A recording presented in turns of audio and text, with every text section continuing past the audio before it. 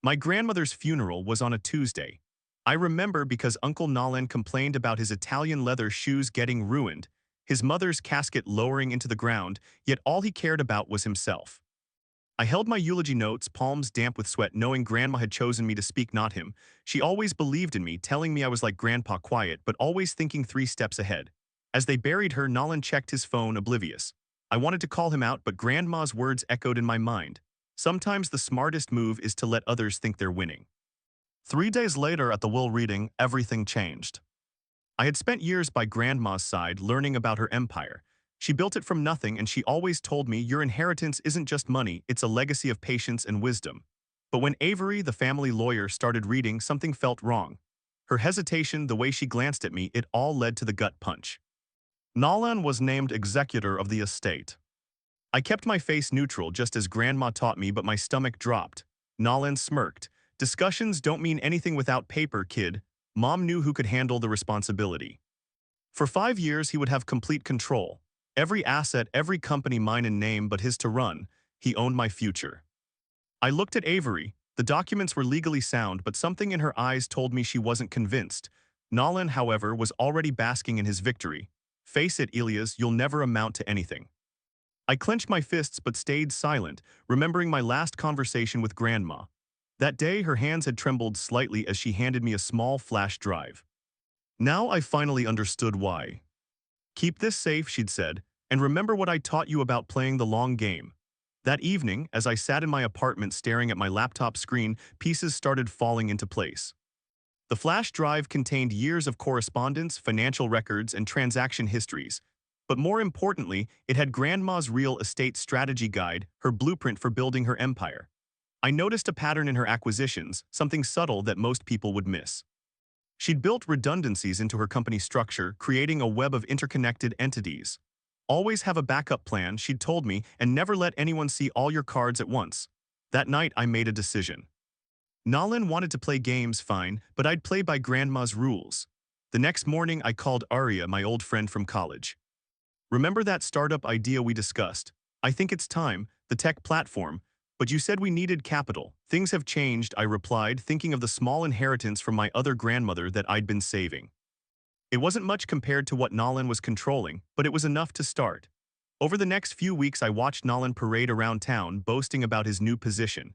He started making changes immediately, firing key personnel, restructuring departments, taking out loans against stable assets.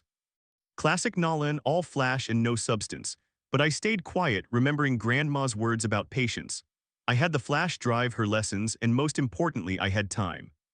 Nolan thought he was playing chess, but Grandma had taught me go a game where the true strategy only becomes apparent in the endgame. I set up a small office downtown, nothing fancy. Started building my team quietly, picking up the talented people Nolan had carelessly discarded. Every time he made a public announcement about his bold new direction, I added another piece to my puzzle. The day I registered my company, I used a name that would have made Grandma smile, a subtle reference to her first business. Nolan was too busy redecorating his new office to notice that someone was systematically acquiring small but strategic shares in various support companies. A month later, I got an interesting call from Eli, one of Nolan's business partners. Your uncle, he said hesitantly, he's making some concerning decisions. I just listened, thinking about Grandma's favorite saying. In business, like in life, people tell you everything you need to know. You just have to be patient enough to listen. The wheels were in motion now. Nolan thought he'd won, but I could almost hear Grandma chuckling. The real game was just beginning, and I had no intention of playing by his rules. Sitting in my modest office that evening, looking at the city lights, I smiled, thinking about Grandma's last gift, not the inheritance Nolan thought he'd stolen, but the lessons she'd spent years teaching me. Sometimes the best revenge isn't a dramatic confrontation, but a carefully laid plan that unfolds so naturally your opponent doesn't realize they're losing until it's too late. I opened my laptop and started typing an email to Arya about our next move. Nolan wanted to teach me about the real world. Fine, class was in session. Update 1s. 6 months have passed, and today I watched Uncle Nolan throw a lavish $200,000 party to celebrate his successful restructuring of Grandma's company. The irony, he was celebrating inside a building I now secretly owned. Let's rewind. While Nolan burned bridges, I was quietly rebuilding them. With Arya's tech platform, we started hiring the researchers he fired piece by piece until we had a team that understood Grandma's vision better than he ever could. Meanwhile, those insignificant suppliers he cut off, turns out many held crucial patents his company relied on, and they were all up for renewal right when he'd be forced to transfer control of the estate. Then came the Richardson property. When Eli, his business partner, mentioned that Nolan was using it as collateral for another loan, I knew he was bleeding the company dry. That's when we made our move. Instead of going after Grandma's company directly, we targeted its foundation, its suppliers, distributors, and key clients. One by one, we secured contracts, offering better service than Nolan ever could. Last week, while he unveiled a multi-million-dollar rebrand, 3 of his biggest clients quietly signed with us. But the real twist, Eli discovered 2 versions of Grandma's will filed on the same day. The notary who signed the official version, they don't exist. Tonight, as Nolan basked in his so-called success, I stood in the shadows, holding a sealed letter from Grandma, one that had been waiting for the right moment. And something told me that moment was now. Nolan thought he was winning, but he never even realized the real game had started. Update 2: Grandma's letter changed everything. I've spent the last month piecing together what really happened. The truth is bigger than a forged will. It's about a promise my grandmother made to herself and to me. But let me start with last Tuesday. I was in my office reviewing acquisition reports when Eli burst in without knocking. His face was pale, hands shaking as he dropped a stack of documents on my desk. "Nolan's been cooking the books," he said, voice barely above a whisper. I found discrepancies going back months. He's been inflating revenues, hiding losses, taking out secret loans. I pulled out Grandma's letter from my desk drawer. "I know," I said quietly. She knew he would. The letter had explained everything. Grandma hadn't just been teaching me business, she'd been preparing me for this exact scenario. She'd known Nolan would try to seize control. Known he'd forge documents, known he'd eventually destroy himself. "Your uncle," she'd written, "has always been predictable in his greed. By the time you read this, he will have likely done exactly what I expected. Check the safety deposit box at First National, box 2317. The key is where we used to hide your birthday presents." Inside that box, I found the original will, properly notarized and witnessed, along with detailed records of every transaction, every decision, every step that led to building her empire. But more importantly, I found her real masterstroke, a series of convertible notes that, when exercised, would give the holder controlling interest in key subsidiaries. Notes that were now in my possession. Arya's been instrumental in what happened next. Our tech platform had grown beyond our initial projections, absorbing talent and clients from Nolan's crumbling empire. But she'd also been quietly documenting everything. Every questionable decision, every violated regulation, every breached contract. "Your grandmother was brilliant," she told me over coffee last week. She built redundancies into everything. Every critical system, every important relationship had a backup plan. Nolan's been dismantling these safeguards one by one, thinking he's cutting costs. The house of cards started falling faster than even I expected. 3 days ago, one of Nolan's rushed restructuring decisions triggered a cascade of contract violations. By trying to consolidate power, he'd actually activated several of Grandma's carefully placed fail-safes. I watched from my office as he called an emergency board meeting. Through the glass walls of the conference room across the street, I could see him gesturing frantically, his face getting redder by the minute. The board members sat stone-faced, copies of Arya's documentation spread before them. That's when Avery made her move. She'd been gathering evidence of the will's forgery, working with the authorities behind the scenes. The timing couldn't have been better, just as Nolan was trying to explain away the financial irregularities.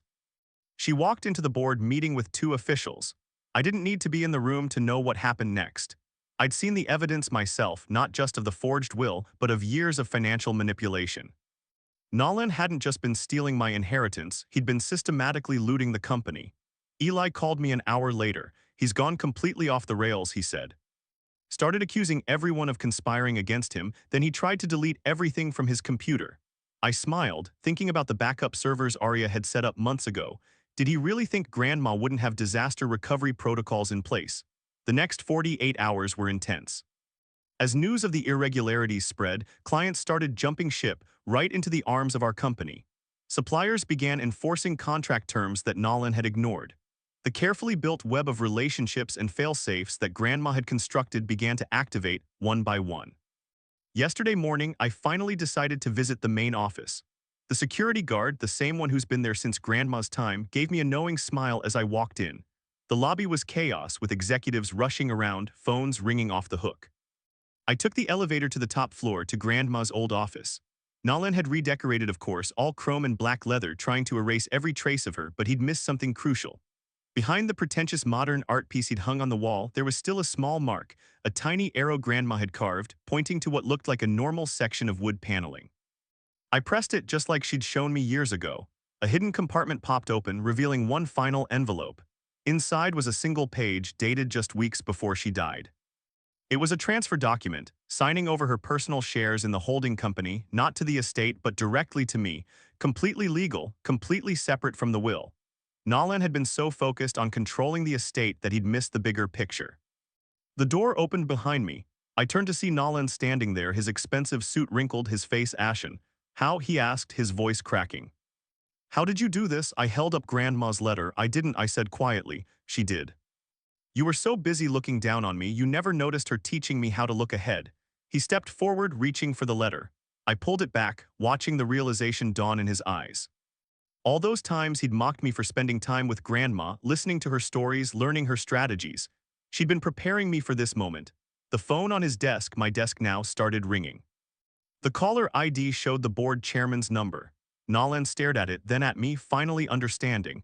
He wasn't just losing control of the estate, he was about to lose everything. I picked up the phone, keeping my eyes on my uncle. "Yes, I'll be right down," I said. "And please have security escort Mr. Nolan out. We have some things to discuss about the company's future." As I watched security lead him away, I thought about Grandma's words.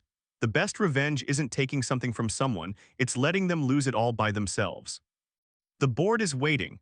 Time to restore what Nolan nearly destroyed and to build something new, something worthy of Grandma's legacy.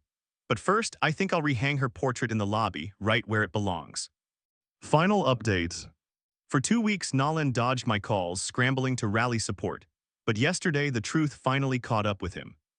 At 8:30 a.m., AITA executed our final protocol, locking him out of every system. By the time the board meeting started, members were reviewing detailed reports of his financial misdeeds. I took my grandmother's chair at the head of the table. Nolan tried to assert control, but his confidence crumbled when Avery entered with 2 officials. Evidence of fraud, forged documents, and embezzlement filled the screen. His protests fell apart as we played footage of him practicing Grandma's signature, sealing his fate. Then came the final blow, the Richardson property, the one he used for loans. It had never been his to leverage. The moment he realized the implications, the blood drained from his face. As he was led away, I handed him one last document, proof that everything he bought with stolen money was now subject to seizure. By evening, the damage was undone. Grandma's legacy was back in safe hands. Sitting in her old office, now my office, I raised a coffee cup to her portrait. Nolan was too focused on stealing money to realize she left behind something far more valuable: her knowledge, her strategies, her wisdom. Tomorrow, we rebuild. But tonight, I savor the lesson Nolan unknowingly taught me. The best revenge isn't just winning. It's making sure they know exactly how badly they lost.